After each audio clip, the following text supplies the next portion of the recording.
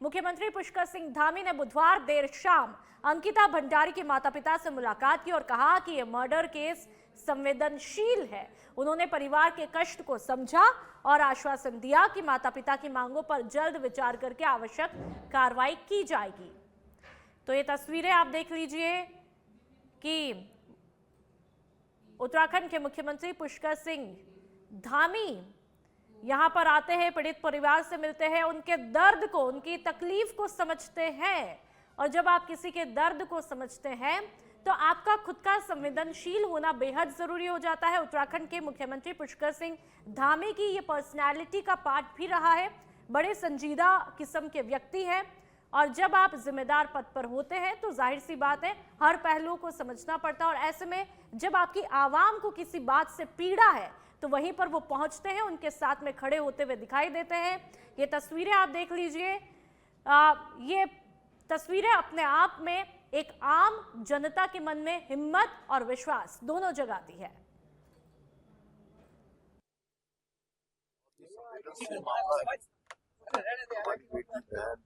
से जुड़ा हुआ मामला है और मैंने पहले ही कहा माता पिता, क्योंकि उनको अत्यधिक कष्ट हुआ, उनकी बेटी गई और सारा कष्ट उनके सामने उत्पन्न हुआ।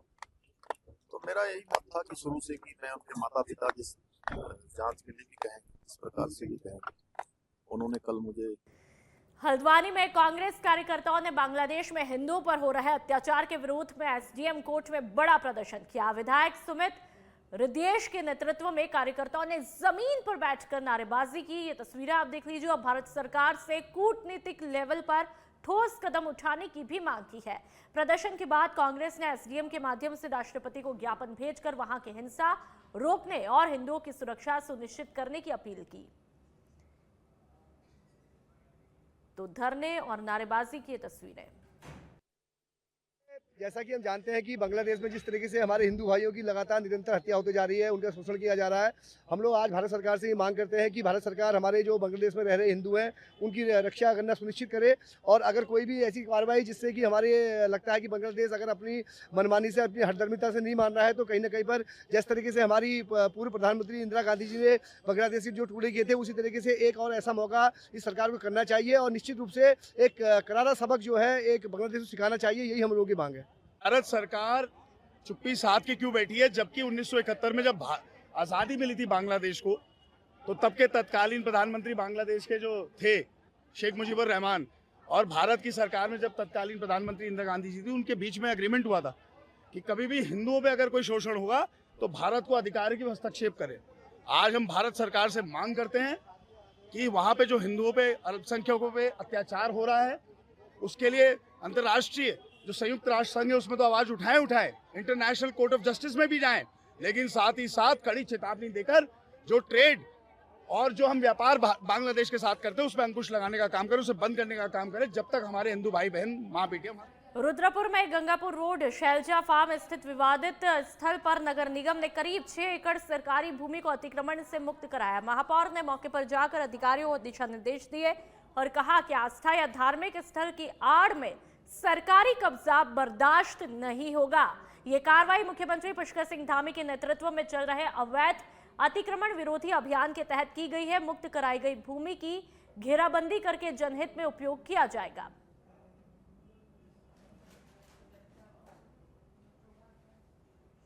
यहाँ पर भी एक किसी बाबा ने गौशाला के नाम पर पिछले लंबे समय से 6 एकड़ जमीन पर कब्जा कर रखा था। नगर निगम ने आज इस जमीन पर अपना कब्जा ले लिया है और लगातार काम जारी है। और नगर निगम पहले से ही सब जगह कब्जा ले रहा है। हमने पहले भी एक मंदिर पे कब्जा हटाया है और एक ईदगाह से भी कब्जा हटाया है। कई लोग इसको धर्म से जोड़ रहे थे, तो मैं धर्म की राजनीति नहीं करता हूँ। आप देखेंगे अगर हिंदुओं ने कब्जा किया है 2 जगह पे मैं खाली करा चुका हूँ, चाहे अन्य समाज ने कब्जा किया वहां भी खाली कराया। मैंने एक ही शब्द इस्तेमाल किया था कि जो भी कितना बड़ा हो, लेकिन सरकारी जमीन पर अगर अवैध कब्जा करके बैठा है हम उसे छोड़ने वाले नहीं।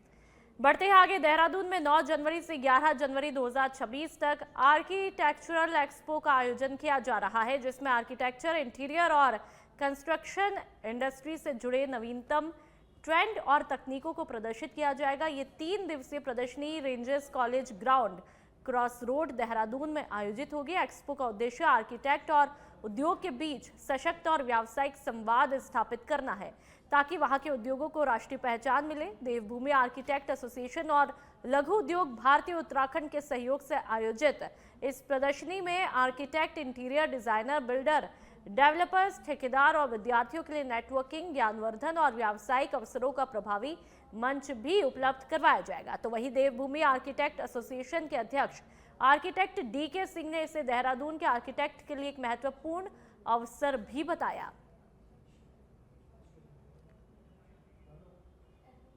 कि पूरे स्टेट के लिए हम लोगों ने ये ऑर्गेनाइज किया है। सभी लोग आए जिनका कोई भी कंस्ट्रक्शन का वर्क हो या ना हो, अवेयरनेस के लिए आए। और यहाँ पे बहुत अच्छे 100 स्टॉल्स हैं। तो आप समझिए कि दिल्ली और बाकी जगह से जो स्टॉल्स लगते हैं उसके कंपैरिजन में काफ़ी छोटा कह सकते हैं आप, लेकिन हमारे स्टेट के कंपैरिजन में ये बहुत बड़ी पहल है जो हम लोग काफ़ी सालों से इन चीज़ों को कर रहे हैं। इसमें आर्किटेक्चरल कंपटीशन भी हैं जिसमें आर्किटेक्ट के डिस्प्ले होंगे वर्क, इससे अवेयर भी होंगे अबाउट प्रोफेशन, सभी लोग को समझ भी आएगा। तो ये हमारे स्टेट के लिए बहुत अच्छी चीज़ है और ये चीज़ हम लोग कंटिन्यूस करते रहेंगे। इसको रेंजर्स कॉलेज ग्राउंड में है। और मैं एक रिक्वेस्ट और करूँगा ऑर्गेनाइजर से कि हमारे प्रेस के भाइयों के साथ बाइट के साथ साथ आप वहाँ पे स्पेशल अरेंजमेंट कीजिए। जो भी आएंगे उनका वहाँ प्रेस लगा रहेगा, उनका एक रुद्रपुर शहर में बढ़ते ध्वनि प्रदूषण पर अंकुश लगाने के लिए महापौर विकास शर्मा की पहल पर नगर निगम और पुलिस की संयुक्त टीम ने सख्त कार्रवाई को अंजाम दिया। उच्च न्यायालय के निर्देशों के अनुपालन में शहर के विभिन्न मस्जिदों में निर्धारित डेसिबल से ज्यादा आवाज में बज रहे लाउड स्पीकरों को उतरवाया गया। ये कार्रवाई नागरिकों की लगातार मिल रही शिकायतों की बाद में हुई। महापौर के निर्देश पर वरिष्ठ पुलिस अधीक्षक मणिकांत मिश्रा ने संयुक्त अभियान चलाने के आदेश दिए, जिसके तहत खेड़ा स्थित चांद मस्जिद, सिरगोटिया मस्जिद और पहाड़गंज की मस्जिदों में जांच भी हुई। मानकों का उल्लंघन पाए जाने पर मौके पर ही लाउड स्पीकर हटवाए गए। महापौर विकास शर्मा ने कहा कि धार्मिक आस्था का सम्मान किया जाएगा, लेकिन नियमों का उल्लंघन किसी भी हालत में बर्दाश्त नहीं होगा। उन्होंने साफ किया कि कार्रवाई किसी धर्म के खिलाफ नहीं बल्कि ध्वनि प्रदूषण रोकने और शहर में शांति बनाए रखने के लिए की है। आस्था के साथ आते हैं। यहाँ कोई गोलजू देवता के दर्शन करने आ रहा है, कोई नीम करोली बाबा के दर्शन करने जा रहा है, कोई माँ पूर्णागिरी के दर्शन करने जाता है, कोई हमारे यहाँ पर अन्य और देवी देवता हैं, जागेश्वर धाम है, आदि कैलाश है, रीठा साहिब है। तो कहीं ना कहीं उनके मन में एक संकल्प लेके आते हैं कि हम देवों के दर्शन करने जा रहे हैं, महादेव के दर्शन करने जा रहे हैं, मैया के दर्शन करने जा रहे हैं। और यहाँ आते ही अगर उन्हें देवभूमि का स्वरूप नजर ना आए तो कैसे लगेगा। तो इसलिए हमने उस स्वरूप को बनाने का प्रयास किया है। धाकड़ धामी जी के नेतृत्व में हम यहाँ एंट्री करते ही इंदिरा चौक पे हमने भव्य दिव्य त्रिशूल लगा रहे हैं। और मंगलवार हमने ये प्रयास किया है कि जो नॉनवेज की दुकानें हैं, शॉप्स हैं, वो बंद रहेंगी। और अन्य दिनों में भी उनकी SOP हमने जारी की है। कोई भी नॉनवेज को टांग के नहीं रखेगा, उसे ढक के रखेगा, फ्रीजर की व्यवस्था रखेगा, फ्रीजर में रखेगा कि जो खाने वाले, मुझे उनसे कोई आपत्ति नहीं है। नगर निगम ने स्वच्छ सर्वेक्षण में रैंक सुधार के लिए तैयारियां तेज कर दी है। पिछले साल 61वीं रैंक मिलने के बाद इस बार दून को टॉप 10 में लाने का लक्ष्य रखा है। निगम ने कर्मचारियों को जिम्मेदारियां दी और समय पर कूड़ा उठाने, डोर टू डोर कूड़ा कलेक्शन और सोर्स सेग्रीगेशन बढ़ाने पर भी जोर दिया है। फरवरी में संभावित केंद्रीय टीम के दौरे और पब्लिक फीडबैक के मद्देनजर निगम ने पहले ही रणनीति बनाकर सफाई व्यवस्था दुरुस्त करने के निर्देश दिए और मॉनिटरिंग लगातार जारी है। हमारे अपने कार्य जो है पूर्णतः रूप से जो है गतिमान है। और जब भी स्वच्छ सर्वेक्षण शुरू होगा तो उसमें पूर्ण रूप से जो है जितने भी हमारे जो पॉइंट्स हैं और जो भी हमारे हेड्स होंगे उसके अनुसार जो है पूरी कार्रवाई पूर्ण कर ली जाएगी ताकि जो है देहरादून को और ऊपर। चंपावत जिले में स्वास्थ्य सुविधाओं में बड़ा सुधार होने जा रहा है क्योंकि जिला अस्पताल में 15 फरवरी तक पहली बार MRI मशीन स्थापित की जाएगी। ये सुविधा ग्रामीण और दूरस्थ इलाकों के मरीजों को ब्रेन, रीढ़, नसों, स्ट्रोक और गंभीर हड्डी रोगों की सटीक जांच स्थानीय स्तर पर उपलब्ध करवाएगी, जिससे अब उन्हें हल्द्वानी या बरेली जैसे बड़े शहरों की तरफ जाने की जरूरत ही नहीं होगी। सीमांत जिला होने के कारण नेपाल सीमा से जुड़े लोगों को भी इस सुविधा से बड़ा लाभ होगा। सीएमओ डॉक्टर देवेश चौहान के मुताबिक एमआरआई के लिए नया सेटअप भी तैयार किया जा रहा है और विशेषज्ञों ने निरीक्षण किया है। अधिकारियों ने बताया कि प्रशिक्षित तकनीकी स्टाफ और नियमित संचालन की व्यवस्था सुनिश्चित होगी, जिससे ये सुविधा पहाड़ और सीमांत क्षेत्र के लाखों लोगों के लिए जीवन रक्षक साबित होगी। माननीय मुख्यमंत्री जी के मार्गदर्शन में और उनके नेतृत्व के चलते हमें एमआरआई मशीन, जो कि बहुत अभी तक शायद किसी भी जिला अस्पताल में नहीं है, वो हम लोग की 15 फरवरी तक यहाँ जिला अस्पताल में एमआरआई मशीन लगने जा रही है। इसमें आप लोग को किसी को यहाँ से पिथौरागढ़, खटीमा इधर जाने की जरूरत नहीं पड़ेगी और सरलता से, सहजता से, और सबसे अच्छी बात है कम दाम पे आपको सभी स्वास्थ्य की जो सुविधाएं हैं, जिसमें जांच एक प्रमुख बिंदु होता है, वो यहाँ पे मिलेगा। आज सुबह प्रातः ही माननीय मुख्यमंत्री जी के मार्ग बढ़ते हैं आगे, विकास नगर की बात करेंगे, जहां पर आने वाले 10 जनवरी से डाक पत्थर में एक क्रिकेट टूर्नामेंट होने जा रहा है, जिसके लिए पूरी तैयारियां भी की है। ललकार द चैलेंज नाम से आयोजित इस क्रिकेट टूर्नामेंट के बारे में आयोजकों ने बताया कि इस टूर्नामेंट का मकसद युवाओं को खेलकूद के लिए प्रेरित करना और नशे के खिलाफ जागरूक करना है। पिछले 10 सालों से आयोजित हो रहे इस टूर्नामेंट में इस बार ये टूर्नामेंट करीब 22 दिनों तक चलेगा, जिसमें उत्तराखंड सहित यूपी, हरियाणा, हिमाचल आदि प्रदेशों की टीमें भाग लेंगी। तो ये तैयारियों की तस्वीरें आपके सामने। एक बड़ा चैलेंज क्रिकेट टूर्नामेंट 2026 को लेकर के तैयारियां जोरों शोरों पर चल रही है और कई प्रदेशों की टीमें इसमें बड़े ही जुनून के साथ में पार्टिसिपेट भी करेंगी।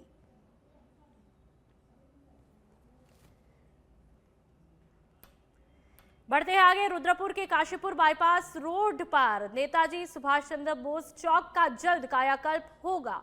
नगर निगम 30 लाख रुपए की लागत से चौक का सौंदर्यीकरण करेगा, जिसके तहत वर्तमान छोटी प्रतिमा हटाकर नेताजी सुभाष चंद्र बोस की 11 फीट ऊंची घोड़े पर सवार भव्य अश्वरोही मूर्ति स्थापित की जाएगी और यातायात सुधारने के लिए चौक को थोड़ा आगे शिफ्ट किया जाएगा। नवनिर्माण को लेकर महापौर विकास शर्मा ने नगर आयुक्त और निगम टीम के साथ में स्थलीय निरीक्षण करके दिशा निर्देश दिए और बताया कि यह निर्णय जनभावना, विशेषकर बंगाली समाज की लंबे समय से चली आ रही मांग को ध्यान में रखकर लिया है। सौंदर्यीकरण के तहत आधुनिक लाइटिंग और लैंडस्केपिंग भी होगी, जबकि मुख्यमंत्री पुष्कर सिंह धामी के मार्गदर्शन में शहर को सुंदर और विकसित बनाने की कोशिशें की जा रही है।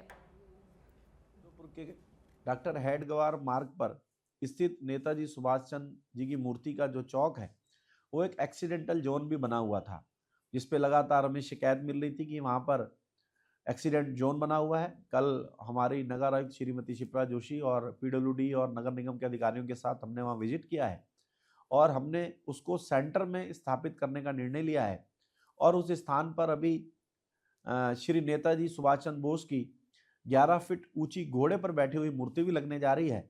मुझे उम्मीद है कि 23 जनवरी जिस दिन उनकी जयंती होगी, उस दिन हम कोशिश करेंगे कि उस चौक का भी शिलान्यास हो जाए, उस चौक का सौंदर्यीकरण करेंगे। और चलिए एक बार फिर से विकास नगर की बात करेंगे, जहां पर आने वाले 10 जनवरी से डाक पत्थर में क्रिकेट टूर्नामेंट होने जा रहा है, जिसके लिए पूरी तैयारियां की है। ललकार द चैलेंज नाम से आयोजित इस क्रिकेट टूर्नामेंट के बारे में आयोजकों ने बताया कि इस टूर्नामेंट का मकसद युवाओं को खेलकूद के लिए प्रेरित करना और नशे के खिलाफ जागरूक करना भी है। पिछले 10 सालों से आयोजित हो रहे इस टूर्नामेंट में इस बार ये टूर्नामेंट करीब 22 दिनों तक चलेगा, जिसमें उत्तराखंड सहित यूपी, हरियाणा, हिमाचल जैसे प्रदेश की टीमें पार्टिसिपेट करेंगी। ललकार द चैलेंज क्रिकेट टूर्नामेंट 2026 इसमें सर सभी लोगों का सहयोग रहता है, खासकर जो यहाँ पर डिपार्टमेंट है, यूजीएनएल हो गया, सिंचाई विभाग, अन्य जैसे पुलिस विभाग, इनसे भी हमें काफ़ी मदद मिलती है और इस टूर्नामेंट को काफ़ी बढ़ावा मिला है। जैसे प्रथम वर्ष हमारे पास लगभग 22 टीमें थी, उसके अगले वर्ष जो टीमें बढ़ती जाती हैं, जैसे इसमें 30 टीमें हुई, इस बार 34 और अभी 40 टीमों का यहाँ पर जो अभी हमारे पास एंट्री आ चुकी है। साथ ही मैं सुरेंद्र चौहान जी से भी बिल्कुल सहमत हूँ कि इसमें हमारे सभी लोगों का बड़ा, और आप खासकर आप पत्रकार बंधुओं का भी बड़ा ही योगदान रहता है कि आपके द्वारा हम ये अपनी आवाज़ मतलब हर जगह पहुँचा सकते हैं। और मेरा निवेदन आप सभी से ये है कि बिल्कुल ये एक नशे की मुहिम को बचाने के लिए जो हमारे युवा आज साथी बिल्कुल नशे की गर्द में जाते जा रहे हैं, लेकिन इस जो ये टूर्नामेंट है, यहाँ भी हम ही सभी लोग यहाँ पे काफ़ी खेले हैं, और हम अपने बच्चों को भी यहाँ, हमारे जो अभी लगभग 12, 13, 14 साल के बच्चे हैं, उनके लिए भी हमने एक थोड़ा-सा एक एकेडमी का वो किया है, और इसको हम आगे भी भविष्य में एक भव्य टूर्नामेंट के रूप में कराए जाएँगे।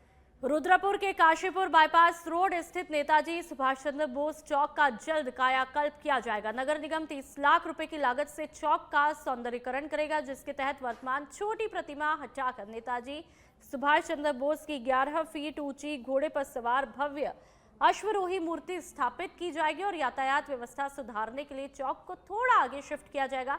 लगातार पहले भी हमने आपको बताया, नवनिर्माण को लेकर महापौर विकास शर्मा ने नगर आयुक्त और निगम टीम के साथ में स्थलीय निरीक्षण करके दिशा निर्देश दिए और बताया कि ये निर्णय जन भावना, विशेषकर बंगाली समाज की लंबे समय से चली आ रही मांग को ध्यान में रखकर लिया है। सौंदर्यीकरण के तहत आधुनिक लाइटिंग और लैंडस्केपिंग भी होगी, जबकि मुख्यमंत्री पुष्कर सिंह धामी के मार्गदर्शन में शहर को सुंदर और विकसित बनाने के प्रयास जारी है। डॉक्टर हेडगवार मार्ग पर स्थित नेताजी सुभाष चंद्र जी की मूर्ति का जो चौक है, वो एक एक्सीडेंटल जोन भी बना हुआ था, जिस पे लगातार हमें शिकायत मिल रही थी कि वहाँ पर एक्सीडेंट जोन बना हुआ है। कल हमारी नगर आयुक्त श्रीमती शिप्रा जोशी और पीडब्ल्यूडी और नगर निगम के अधिकारियों के साथ हमने वहाँ विजिट किया है और हमने उसको सेंटर में स्थापित करने का निर्णय लिया है। और उस स्थान पर अभी श्री नेताजी सुभाष चंद्र बोस की 11 फीट ऊंची घोड़े पर बैठी हुई मूर्ति भी लगने जा रही है। मुझे उम्मीद है कि 23 जनवरी जिस दिन उनकी जयंती होगी, उस दिन हम कोशिश करेंगे कि उस चौक का भी शिलान्यास हो जाए, उस चौक का सौंदर्यीकरण करेंगे, सुंदर बनाएंगे और